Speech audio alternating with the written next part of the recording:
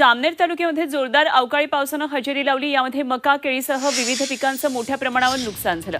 पावसामुळे जामनेर तालुक्यात काही गावांमध्ये घरांवरचे पत्रे उडाले, त्यामुळे अनेक घरांचं नुकसान झालंय। शेतांमधल्या केळी, मका अशा विविध पिकांचंही मोठ्या प्रमाणात नुकसान झालंय।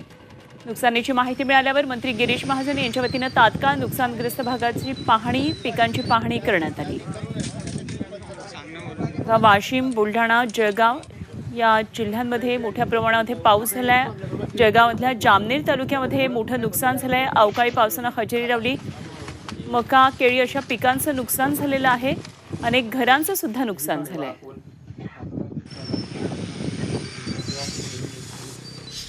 खूप मोठं नुकसान या ठिकाणी शेतकऱ्यांचं, घरांचं मोठ्या प्रमाणात झालेलं आहे। म्हणून तहसीलदारांना मी तात्काळ आदेश दिलेले आहेत। जिल्हाधिकाऱ्यांशी चर्चा केलेली आहे। सर्व पंचनामे करायला सुरुवात झालेली आहे। उद्या पण दिवसभर सर्व अधिकारी, निवडणुकीचा काळ आहे पण तरीही सगळ्यांना सूचना देण्यात आलेल्या आहेत की सर्वांनी जाऊन पंचनामे करायचे आणि तात्काळ मदत, ज्यांच्या घरात राहण्याची व्यवस्था नाही, घरावर पत्रच नाही, अशा लोकांना तात्काळ मदत या ठिकाणी दिली जाईल। आणि शेतकऱ्यांना सुद्धा नियमानुसार, एनडीआरएफच्या नियमानुसार जे असेल ती मदत ही तात्काळ देण्यात येईल।